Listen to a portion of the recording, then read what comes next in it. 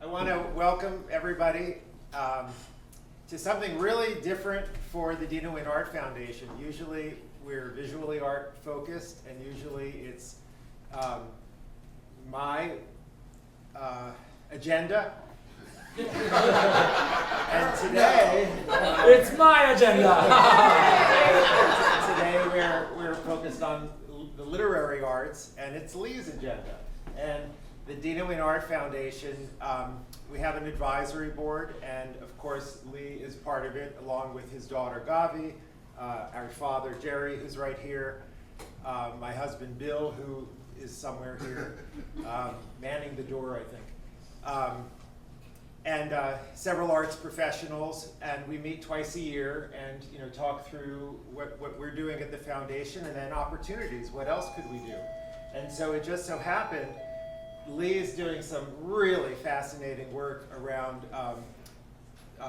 book banning and censorship and ways to combat that, really creative ways. And we thought it would be great to share that in the Dina Wind Art Foundation, because part of our mission is supporting community and education and combating all of the the small-minded bigotries that are out there and that seem to be multiplying. So that's true in every art form. Lee was here this weekend for the American Library Association annual conference, and so the timing worked out perfectly. And the fact that this is the last day of Pride Month is not, has to be acknowledged as well. That seems very on brand for a Lee Wind presentation. It does. So,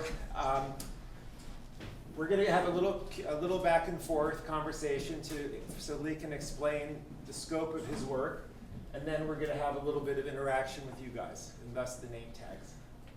Yeah. Yes, Lee? Yeah, thanks. Take it from there. And I'll just say that years ago, someone asked me at a children's book conference if I was an artist too, because it was a group of illustrators, and I said no, and that answer haunted me for days. And then I was like, well, why did I say no? My medium is words, and maybe spaces and punctuation. So I thought that was a shift in how I thought about it, and now I do think that it does relate to the arts, because it's literary arts, right? For sure. So I'm really excited to be here. Thank you. I think that I want to preface by saying that I'm gay, and I was closeted for 14 years, from 11 to age 22. And what I feel like I've learned as an adult is that my job as a gay man is to be an ally to all the other letters in our fabulous alphabet soup of the queer community, but also to women and people of color and disabled people and indigenous people, to like everyone that's kind of not getting an opportunity to be fully actualized and have their opportunities in our communities, in our society, in our nation, for sure. So I that's kind of the lens I think a lot about my work. And when I talk about the books that I write for kids and teens, a lot of it for me is about almost like if I had a time machine and I could send this book back to myself when I was 6, when I was 11, when I was 15, like wow, what a difference that would make. So I'm writing the books that would have changed my life as a young gay Jewish kid, and also I know I don't have a time machine, so I want to sort of pay it forward, and that's really the vision behind like why I write the books I write. And I thought that it would be helpful for the course of this conversation to do little speed pitches for my 7 books, and you're going to time me. Oh, you can't because you don't have a phone. But basically, I'm going to try to do it under a minute each book, so you get a sense of what the books are. We have them here for you to look at. They're there if you want to grab a copy. But I just thought it would be helpful to sort of like get a sense of what it is, and because the books are the reason I ended up getting involved in this fighting censorship thing. We're going to play this game in order of publication, because in my mind that makes sense. So, oh, and I also have some bookmarks and stuff. So the very first book that I put out in the world was Queer as a $5 Bill. It was crowdfunded. It is based on the story, well, really, I went to a lecture and some guy was talking about the real life letters that Abraham Lincoln wrote Joshua Fry Speed. I convinced him that Abraham was in love with Joshua. I totally didn't believe it, but then I went to the library, I got a book, it had the letters, I read them, I became convinced Abraham was totally in love with Joshua, and I thought, wouldn't that make a great YA novel? So I wrote a YA novel about a kid that discovers the same letters that I did, and becomes convinced and decides he's going to out Abraham Lincoln to change his small homophobic town and change the world. And it blows up in a huge media firestorm and conservative backlash, which is what I think actually would happen. And that's this page turn. So that's Queers of $5 Bill. The next book that came out was No Way They Were Gay. This has had quite the journey to publication. Basically, the research about Lincoln, as I was doing it for the novel, I just kept finding more and more and more evidence. And I thought, wow, that would make a great, incredibly boring book. I hated history when I was a kid. So I decided, but if I could do it about not just Abraham and Joshua, but about all these different stories about men who loved men and women who loved women and people who loved without regard to gender and people who lived outside the gender boundaries of society, like that would be a really cool book. And that's what this is. That's what No Way They Were Gay is. It's nonfiction, it's for readers age 11 and up, and the publisher did a really cool thing and let me, all the primary sources are in bold in the book. So it's really easy for young readers and adults to see like what's actual history and what's me interpreting it and setting it up. And I'll go back and talk a little bit more about the publication journey of that book because it was quite fraught. The next book out was Red and Green and Blue and White. This is a picture book. It was illustrated by a famous illustrator, Paul Zelinsky, who's won the Caldecott and gotten the Caldecott honor twice. It's from a small press called Lamin Corrido. Sorry, this book was from Lerner. Lee, what are the age groups that each is for? This is YA, so it's 13 plus. 13 plus is YA. Picture books are 4 to 8, and these nonfiction are 11 plus.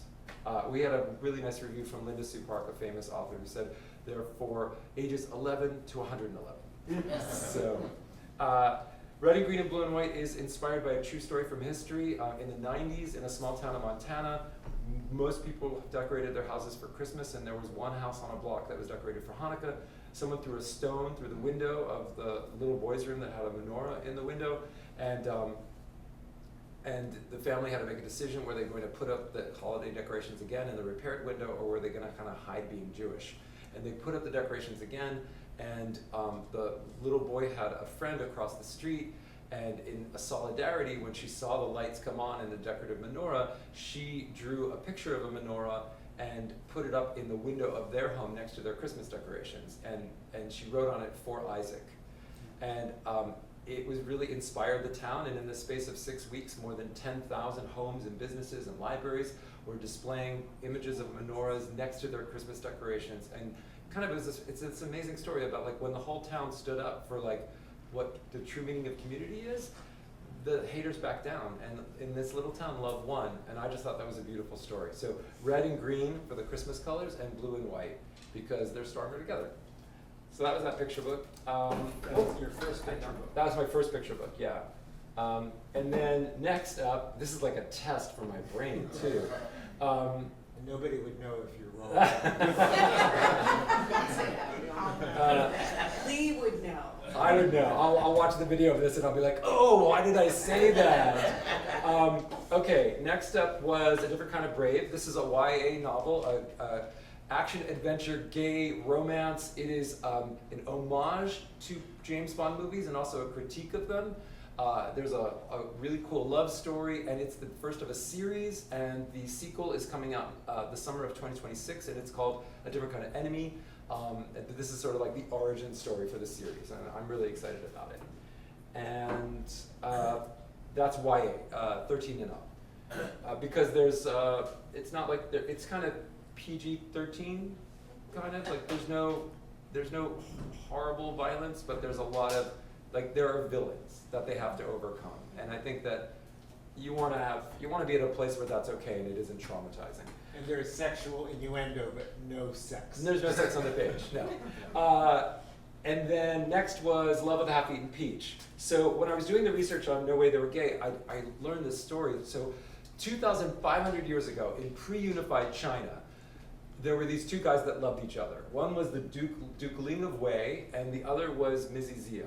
And they were in love, and they were walking through an orchard, and Zizia picks a ripe peach off of a tree and starts to eat it. And halfway through, it's so delicious, he stops, and he gives the other half to the Duke. The Duke makes a really big deal out of it. There is primary source recording of the dialogue, but it was recorded 300 years after they said it. I don't know that I believe it. But anyway, they made a really big deal out of like what a sacrifice it was and how kind and generous it was. And it made a huge impression on people at that time. So for over 1,000 years, the way they said gay in Chinese was love of the half-eaten peach. And I thought that that deserved like an epic retelling in a sort of fairy tale style. So that's what this is. It's illustrated by Jieting Chen, a queer Chinese-American illustrator. She dedicated the book to her wife, and I dedicated it to my husband. So this is a really beautiful, and the illustrations are, I mean, the illustrations and everything is so cool, but this one's really amazing. And it's called Love of the Half-Eaten Peach. So there's a theme, you can see, like I'm inspired by true history. Okay, next up was The Gender Binary is a Big Lie. So this is the companion book to No Way They Were Gay. And when I was doing No Way They Were Gay, there were two facts that really blew my mind. One was that 1.7% of people in the world are born intersex. That's 17 out of 1,000 people. That is the exact same percentage of people as have red hair.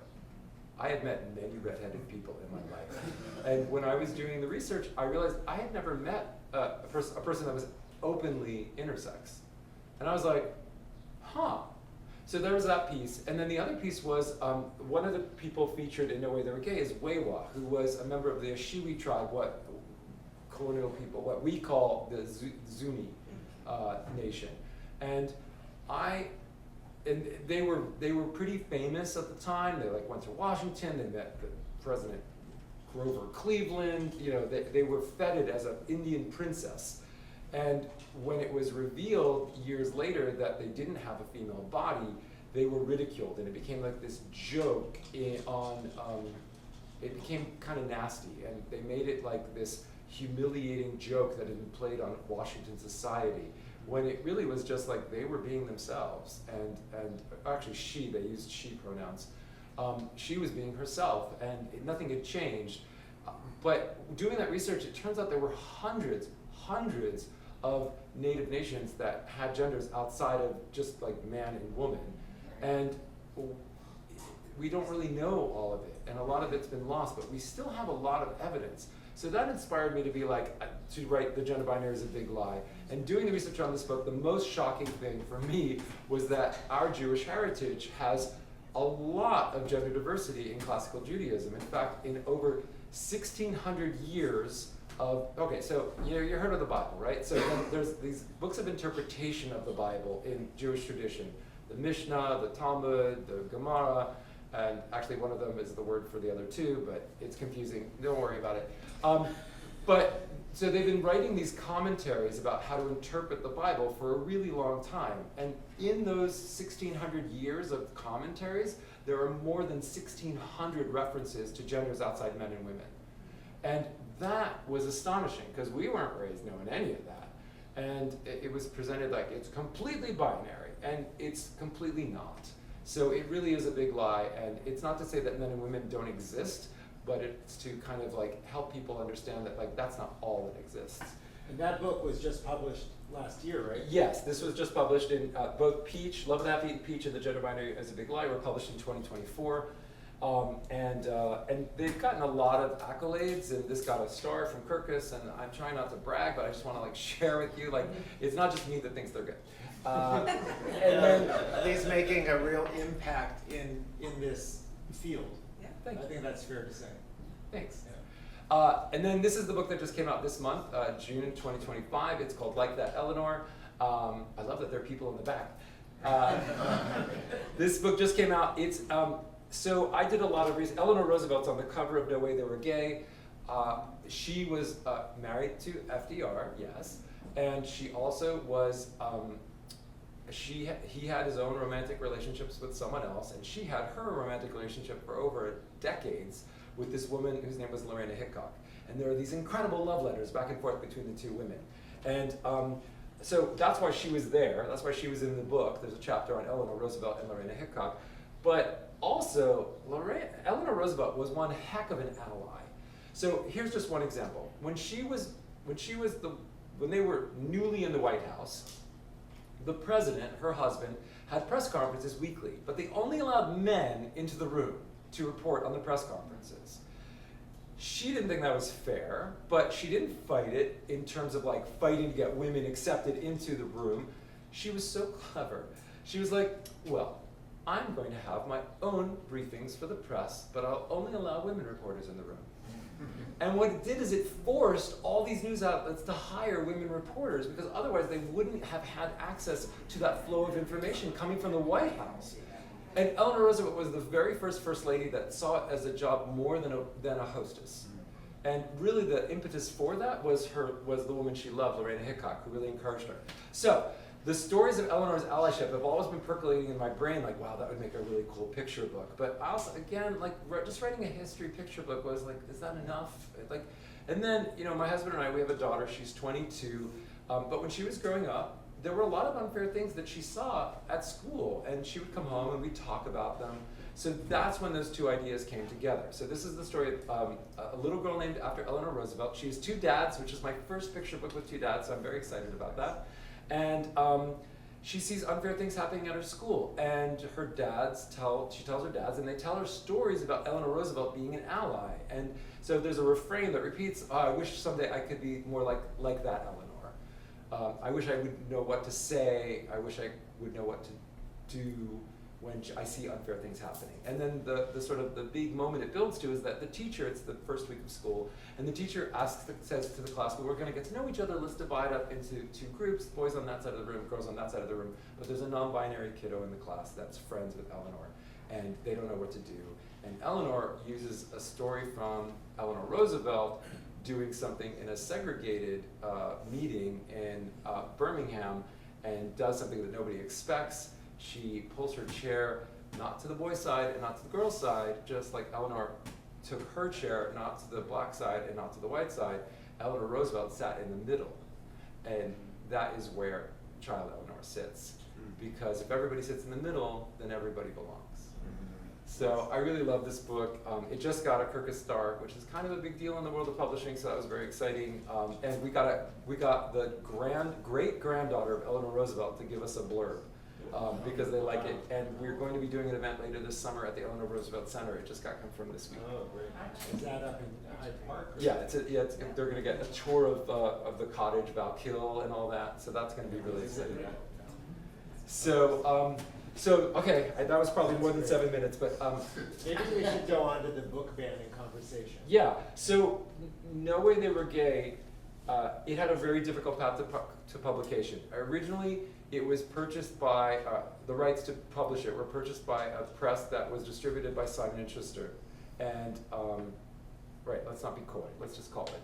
And I worked with them for a year on the book, and then we were talking cover design, and then our current president got elected the first time. And the publisher freaked out and they canceled the contract. Let's not be coy, but let's not name him by his name. Why give him more oxygen?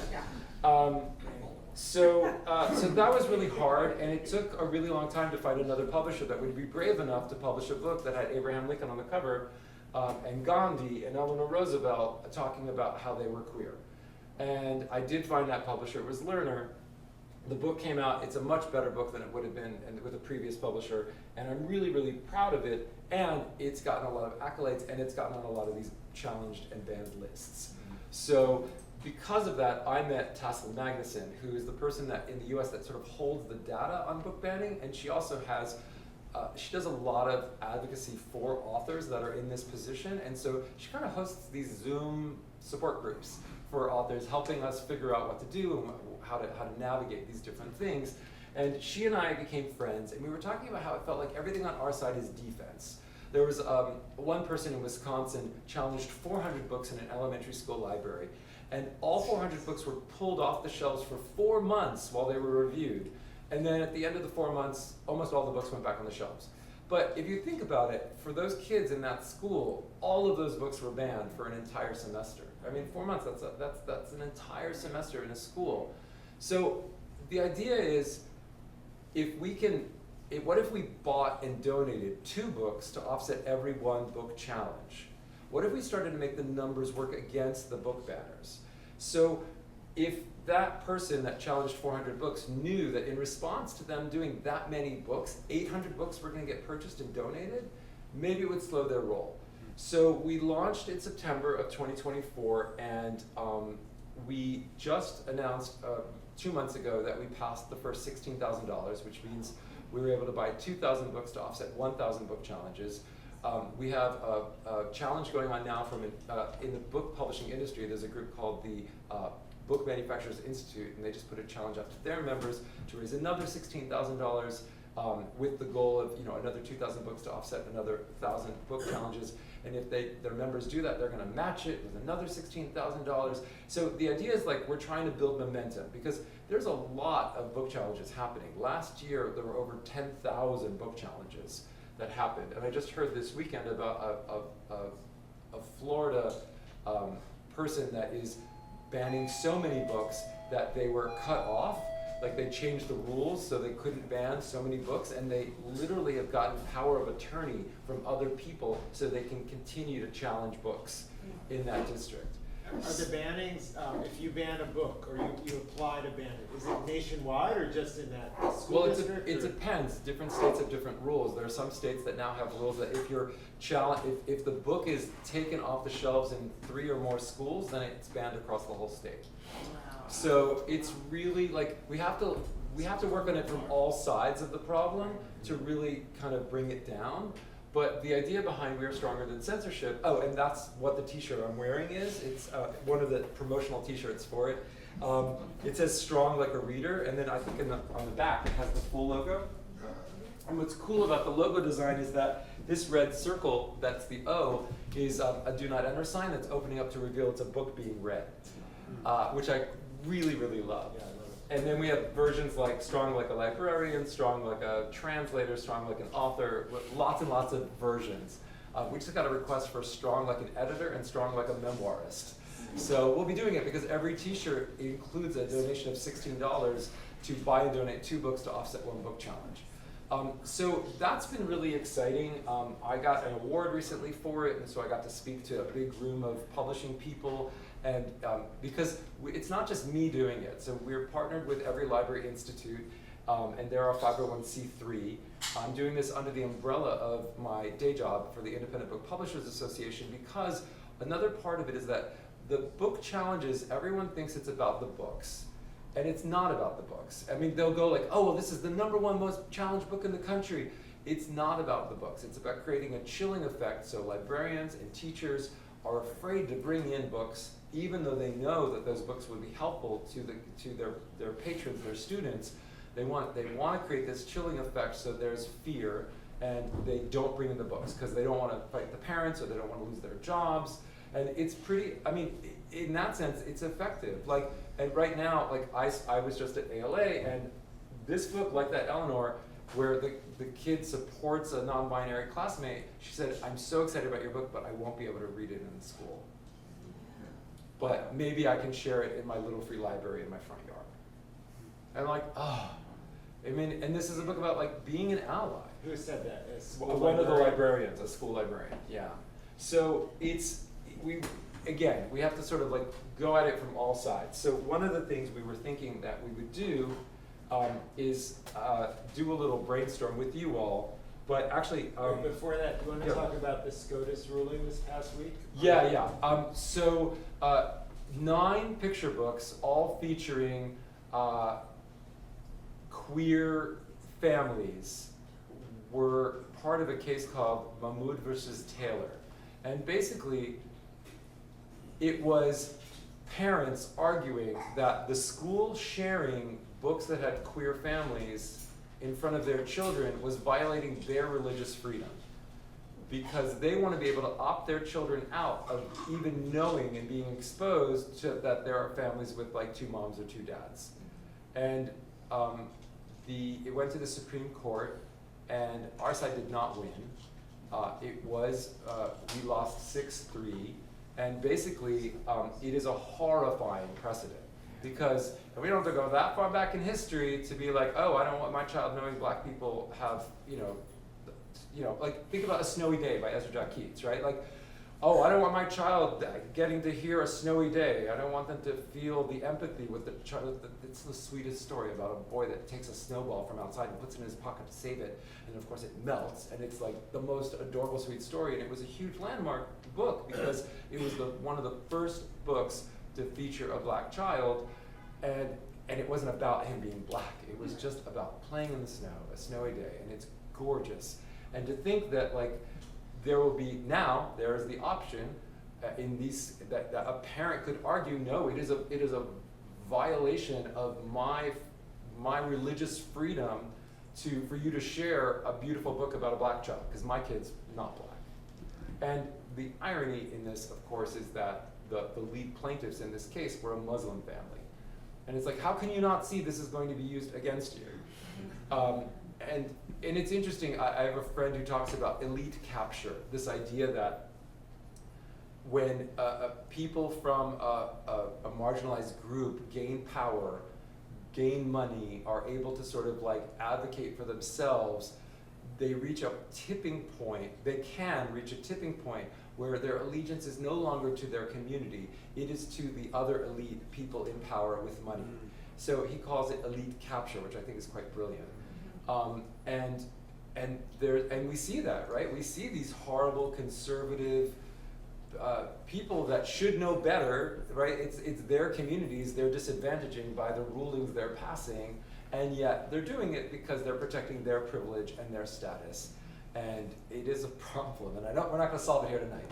But I just think that that is such an interesting aspect of what we're discussing. So the Supreme Court case, it just passed this past week, and I was at this conference, and I actually was doing a keynote discussion with, there's a couple, and one of their books was one of those 9 books. And it just had landed, 10 minutes before we went on stage, the judgment came through. And so we were talking about it, and they were talking about the focus can't be on the haters, right? It's these books are powerful and they're important, and they wrote a book called Jacob's Room to Choose, and it's about their child was very gender non-conforming and wanted to wear dresses to school, and it was a whole thing about what bathroom the child would use, and they wanted to be supportive. So they wrote this series of books about their child, Jacob, fictionalized Jacob, and they've gotten so much hate and so much blowback. But what they focus on is the love and the appreciation that they've gotten, and that they know the impact that it has. And you read the quotes from the kids that are talking about,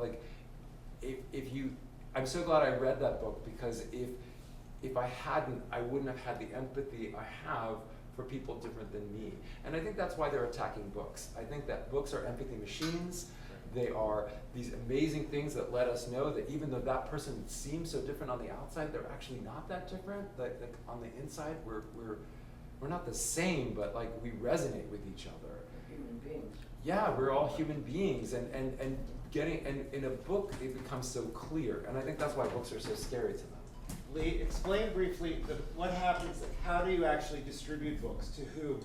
What kind of infrastructure have you created or looking for? Yeah, so we have a lot of partners. So we have 20 different independent publishers. Each of them have one book in the program, and those are the books we're buying in response to the book challenges. So we already have bought and shipped 1,000 books. Next week I'm opening up the next group where they're going to get the next 1,000 books will be purchased. So 50 from each of the 20 publishers in boxes of 25. And then where are they going? And so then we have 10 different partners across the country that are helping us distribute the books. Like We Need Diverse Books, Florida Freedom to Read, Texas Freedom to Read, and then we have additional partners in the publishing industry that are helping us get the word out. And that's an excellent segue, because we are right now, the idea was sort of to prove the concept. Does this work? Does this make sense? can we actually raise money to do this? And so we raise money in 3 ways. There's a program I run for IBPA, that's the acronym for my day job. Independent Book Publishers Association. Well done. We have a program, it's a promotion to bookstores of our members' books. So a percentage of that goes to a nonprofit and has since the pandemic started. And we've raised over $30,000 for different nonprofits throughout the industry. And now we've shifted it, and that is one of the fundraising things that's going to support We Are Stronger Than Censorship. So that's one path of funding. Another are these shirts, and we've actually sold over 100 shirts so far, sweatshirts, whatever. Bill got a zip-up hoodie, I got a sweatshirt. Yeah. They're very nice, lots of colors, different professions and identities. For those watching on the video, there'll be a link in the description. Right. And we don't sell those here, but the QR code will take you to the shop. Yeah, it's too. It's too much stock. We couldn't, because it's the sizes and the colors and it's all Sure. that. But it's very cool. It's print on demand. It's through Bonfire. It's been great. So that's the second is the merch, and then the third is donations. So I was saying a lot. I was having this conversation. I was saying, yeah, $16. It's 2 books to offset 1 book challenge. And a friend of mine who used to work as a fundraiser, she's like, Lee, stop asking for just $16. So $160 buys 20 books to offset 10 book challenges. So those are the 3 paths. And what we're now, I actually had a meeting this morning where it's like we've established it works. We've proven the concept, and now we want to ramp up and really try to make, like last year, 10,000 books, it was 10,036, I think, books were challenged in the last school year. So we're like, okay, can we do 20,000? That would be amazing.